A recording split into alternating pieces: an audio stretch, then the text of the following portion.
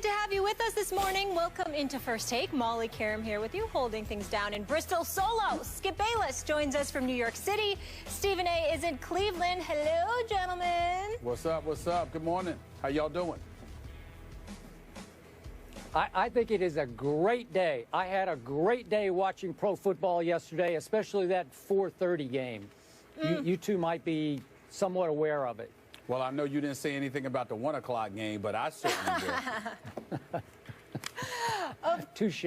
Of course you did. Let's talk about that one and get right into it. Patriots Giants never disappoints. Well, disappointed me. The Pats, Steven Gostkowski made his 30th straight field goal, so clutch, especially last night, making a 54-yarder with 1 second remaining, keeping the Patriots unbeaten with a 27-26 victory over the New York Football Giants. Stephen A., did New England win or did New York lose? To be quite honest with you, I thought the New York Giants lost the game. I'm not trying to take anything away from the Patriots because they're undefeated. They're clearly the best team in football right now, although there are those who would give that edge to Cincinnati. I don't know why. They need to win a playoff game and show me something beyond the regular season for me to give them those kind of props. So I would give it to New England right now. And as far as I'm concerned, there's no question in my mind. But when you look at the myriad of mistakes that the New York Giants made yesterday afternoon, I don't think there's any question that it comes down to the Giants having gave this football game away. Certainly when you look at Landon Collins and dropping that interception of Brady, that definitely was a problem. You look at the drop, you look at the Odell Beckham Jr. touchdown and how he came down with the second foot, but you got to hold on to that football. That didn't happen, okay? You look at the situation where, yeah, that was a beautiful throw from Brady to Amendola on a 4th and 10, but damn it was 4th and 10. And if you're the New York Giants and you've got the game on the line, you simply can't allow that to happen, particularly when you played the kind of game that you played. And even as we show the highlights of the previous interception that I made, that was not. Your Collins, you got to hold on to the football. You know good and well that you're going to come down on that hard turf. You know it's going to hurt. But before you sit up there and you know, you just let go of the ball, you got to hold on and cradle that football and just fall and take the shot that you know is inevitably coming instead of trying to catch it with one hand. I mean, that was just ill-advised as far as I'm concerned. Then when you take into account history, think about the brain lock that the Giants suffered against the Cowboys in Week 1. Think about the mistakes they made in losing a 4th-quarter lead to the Falcons in Game 2. Think about some of the things they've done already this year. Think about the mistakes that they made against New Orleans in the process of giving up 52 points and 7 touchdown passes to Drew Brees. That was still a winnable game for them, and somehow, some way they blew it. This is a team, the New York Giants, easily could have been right now 8-2 instead of 5-5. But there were at least 3 games, arguably 4, that they have absolutely positively blown. If this was one game, then you'd give even more credit to the New England Patriots. But the fact that this has happened to the Giants in some way, shape, form, or fashion over and over and over again this season shows a pattern.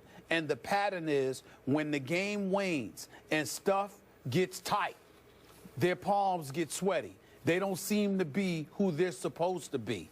And when you're going up against New England, you can't afford for that to happen. The Giants blew this game yesterday, but obviously you give credit and props to New England because Brady is Brady. You know what?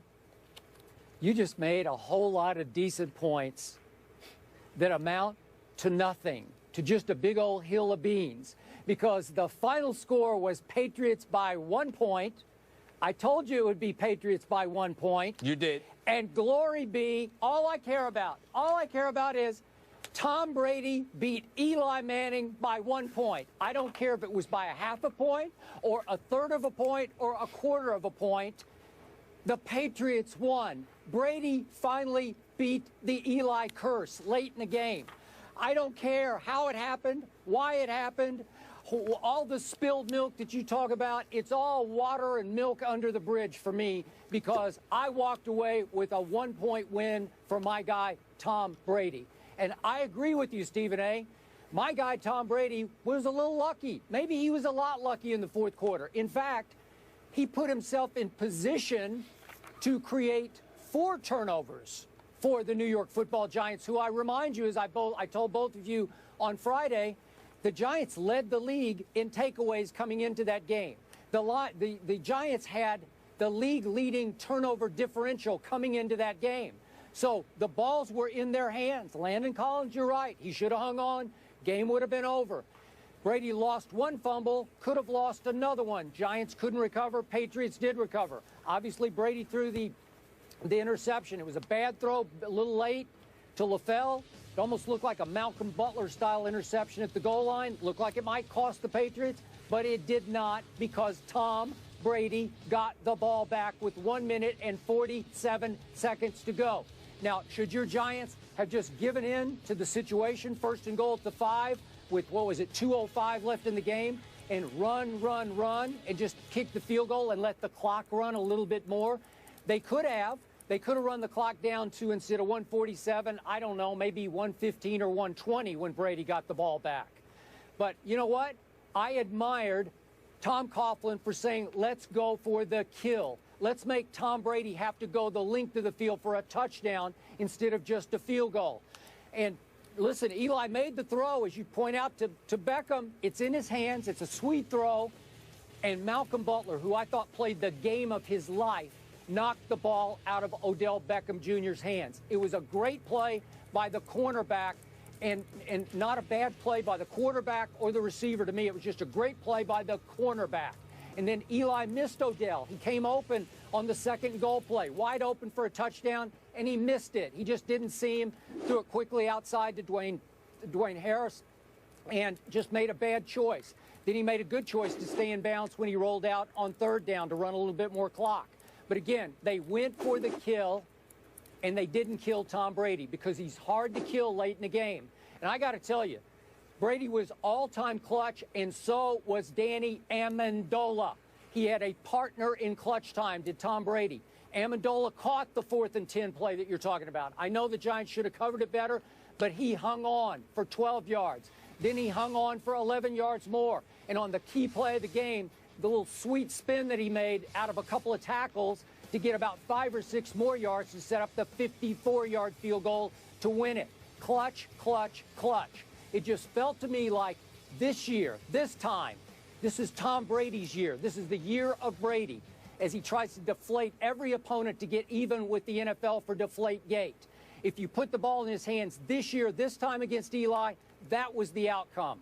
I loved it because I thought justice prevailed in the end. Thank you very much. Well, I will tell you this. I love how you say it's much ado about nothing, that all that matters is the outcome, because I can point to a myriad of discussions that we've had, you know, covering and spanning a multitude of subjects where all that mattered was not the final score to you. So I'm glad you brought that up, because I certainly will remember it with future topics to come. I can promise you that. You won't get away with that. But in this particular instance, we both picked the Patriots to win, but you were right on the money. You picked them to win 29-28, so you almost had the score right down to the number. So I give you major props for that. But it's also, well, you know, I'm not you. I'm not shy about giving you props when it's deserved. It's just that it's really deserved. But let's get back to the issue at hand. When we talk about the start of the 4th quarter, Giants recover a Brady fumble. You're on New England's 31-yard line. You don't score a single point.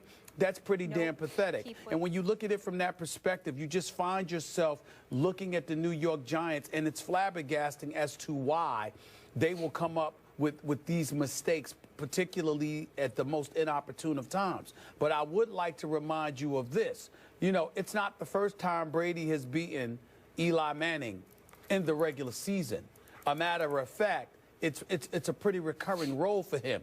Where he has a problem beating Eli Manning, rather, is in the Super Bowl. That's where he has a problem. So just keep that in mind, you know, as we move forward. Not that I'm projecting that the Giants will go to the Super Bowl, because I certainly can't see that happening. But in the event that they luck up again, because they did have a 9-7 record when they went to the Super Bowl one of those years, and they beat Brady, just keep in mind those little tidbit of facts. It might have actually been better, Skip, for you if Brady had lost yesterday, just in case they meet them in the Super Bowl. The fact that they won yesterday, the likelihood is that if they were to meet again, it wouldn't happen twice. Just want to point that out. Nope. I want to point out the last time that these two met in the regular season was in Foxborough. Remember that? About 5 seasons ago. Won I that, believe it was Giants won that game, though. I think the Giants won that game, Yeah, Giants won that game on a late Eli touchdown pass. It was only 1 yard to Jake Ballard, but still, Eli trumped Brady in that game. So it was 3 in a row late, Eli trumping Brady, out-Bradying Brady. That's why this was so huge psychologically to Brady.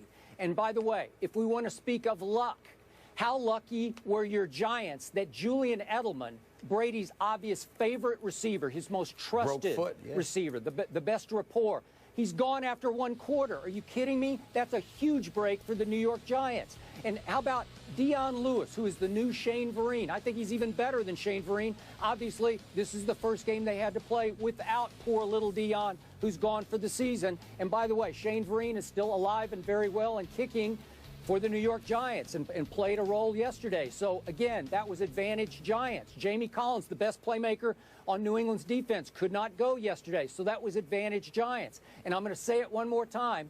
Tom Brady continues to operate behind the most decimated, inexperienced offensive line in all of pro football and keeps getting away with it, keeps surviving. That's advantage Giants. I'm sorry. I think there was a lot of luck going the other way, too. Okay. That's fair enough. That's fair. Thank you. All right. It might be Brady's year, but it certainly wasn't the Manning's day. We'll get into Peyton's woes in just a minute. And more bad news for the Giants as Victor Cruz is officially done for the season, having surgery on his left calf. Obviously, they also lost their center in that game as well.